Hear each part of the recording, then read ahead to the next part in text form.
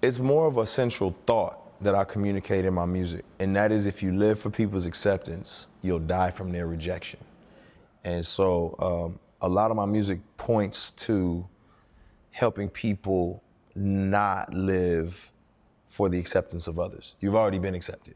This is Entrepreneurs the Playbook, where I give you access each week to the world's greatest athletes and executives about their personal and professional playbook and what has made them champions on and off the field. This is the Playbook.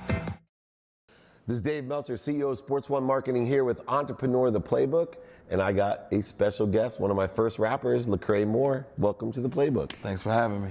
Well, I'm starting at the basis. You were born and raised early in Houston, Texas. Yep.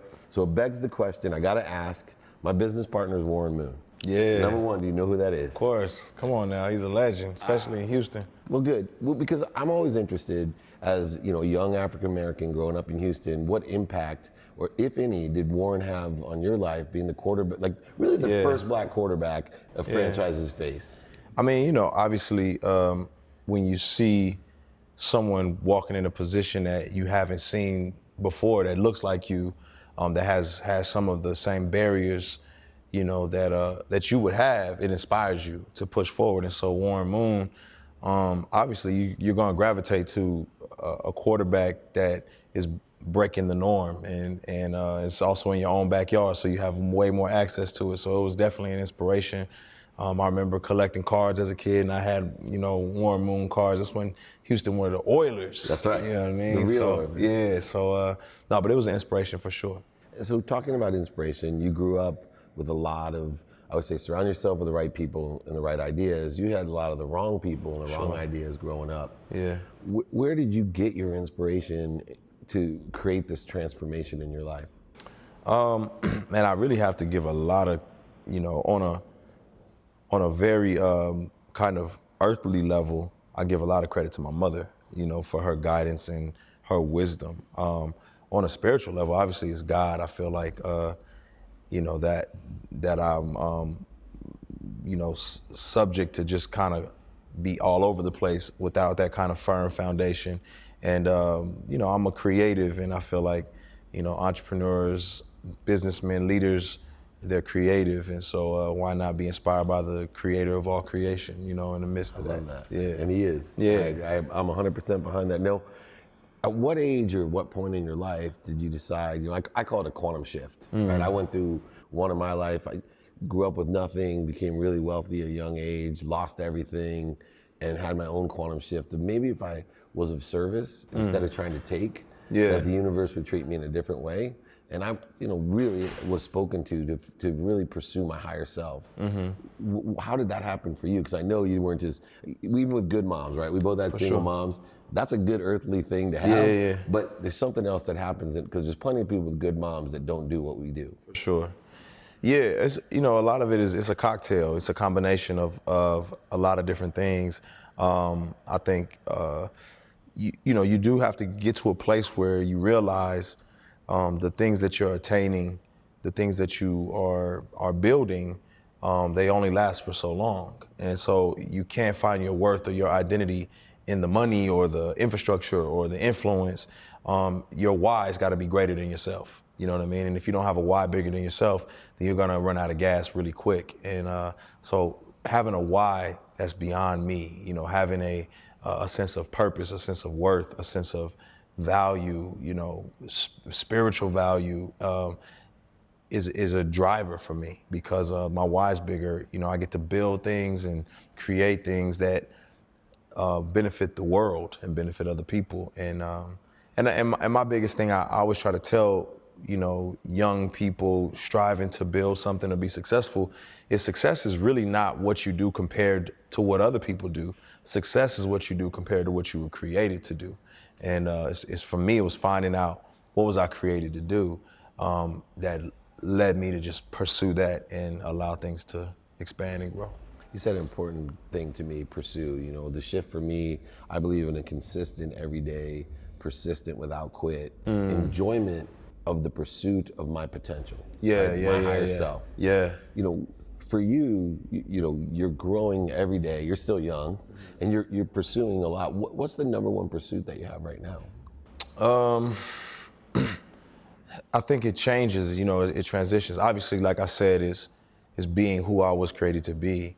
And I think as you get a ever growing vision of, you know, your capabilities and what you're on this earth for, it shifts. So, of course,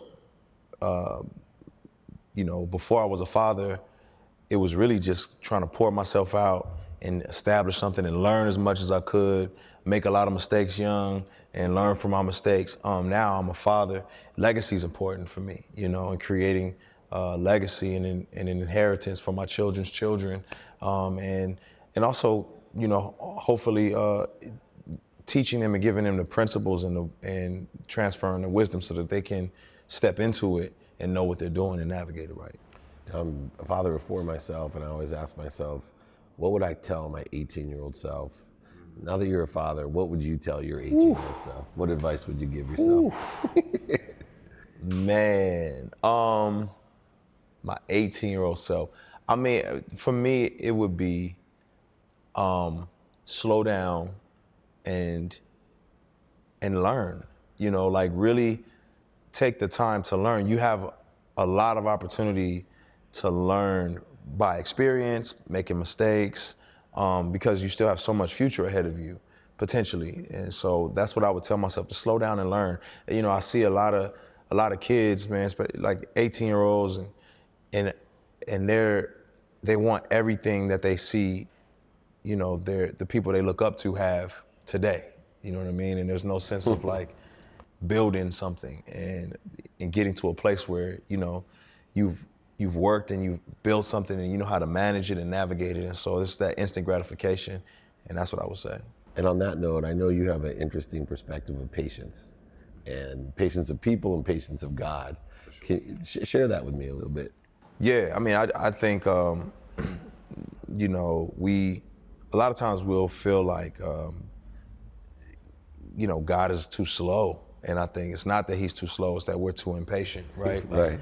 I'm operating on God's time, and I feel like, man, everything that has been designed and purposed, and, you know, when you spend time with God, you don't lose time, you gain eternity, you know? And so you're gaining in those periods. And sometimes you got to slow down and reflect and ask for guidance and wisdom, and ask if this is the direction you need to go, and don't let me go in this direction, or connect with these people if it's not, you know, proper. And you have to guard your own heart and your own motives, I think, especially as you begin to make decisions, because some decisions could lead to a lot of money, or some big infrastructural change, but you could be sacrificing, you know, your integrity in light of that. And, you know, you just never want to start off on that foot, because then you always have to hide who you are. You start off with a lie, you got to continue that lie all the way through. And so, yeah.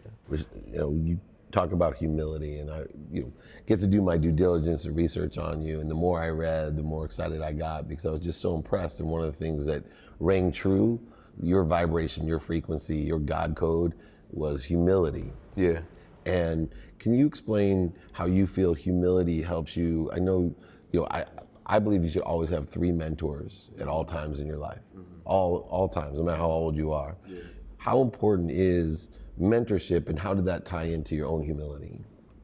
Oh man, it's huge. You know, I look at humility like a daily pursuit versus a thing you arrive at. You know, you pursue humility every day. You know, you don't wake up humble. You know what I mean? Nobody wakes up like, oh man, I just feel like the humblest person in the world today.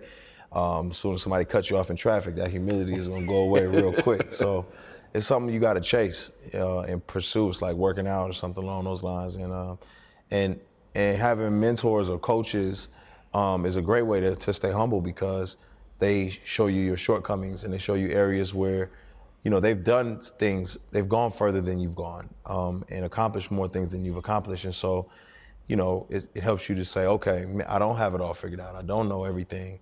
And so, yeah, that's been huge for me, as well as having, you know, great mentors in my life, coaches, to help guide my path. Yeah, me too. And that's why I decided to business coach people as I got older, because I wanted to accelerate people's careers. Yeah. And said, like, look, I can just accelerate your experience, not just allow you to experience it with my coaching. Yeah. Right? Just provide all the dummy tax that I paid. Speaking of which, both of us are very spiritual. And one of the things, I sign all my emails unconditionally, because that's my pursuit, to live without conditions or judgments of other, in radical humility. For sure. But if I was being honest, I would put hypocritically, because I don't live my life to that potential yet. For sure. I'm striving for it. For sure. You're a rapper. Yeah. You're surrounded by all kinds of stuff still. Absolutely. But you are a servant. Yeah. You live a humble life the best you can. For sure. You believe in God and in Christ, and you live your life that way. How do you reconcile, because there's so many people that don't understand, how do you reconcile your lifestyle, your the misnomer of rapping, right? The evildoer versus the good. How do you reconcile that with being really, you are a good Christian. And I'm here to tell you, you are a good Christian and a good man. How do you reconcile that with the misperception or just the branding and of what you do? It's been a journey. It hasn't been it's not just like a quick got it. It's been a journey. I think you go through a phase of feeling like you have to prove something, and I had to get past that and be okay with who God made me and the upbringing that I had and the way that I look and all of that, and not worry about the stereotypes that may come along with it, because this is the gift that I have, and I do feel like God gave it to me. So, that was kind of step one. Step two was more just embracing, the fact that you're gonna be ridiculed. If you're going to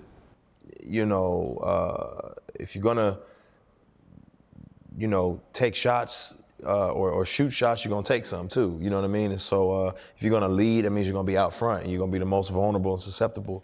But as you said, in me being a follower of Christ, I look at him as the ultimate example, because he stepped out there and went against the grain. And some people said he was a hypocrite, and some people said, he's doing stuff that is counterproductive.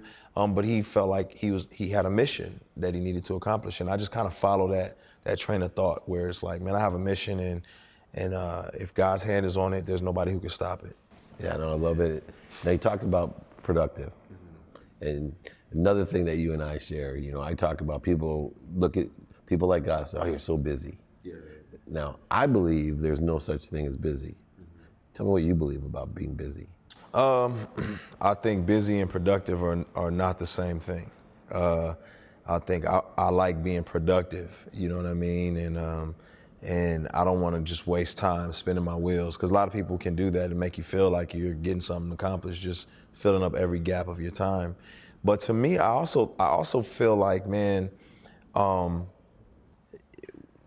we highlight busyness as if it's this like great thing. And to me, it's symptomatic of a lack of freedom in some senses, you know what I mean? Because if you're always busy, you're not free. And if you're not free, you can't make decisions. And hopefully building a company and being successful has afforded you some freedom to, to say no and to say, I'm going on vacation. Give it a little free business coaching right here, because I think you're hitting on an important part that a lot of the entrepreneurs need to know. You have being busy. Everybody has 24 hours. Yeah. 24 hours of activity. In fact, I used to tell people, you want to get a busy guy, get a guy who sleeps half the day. He's really busy. Why? Because he's not productive, but he's also not accessible.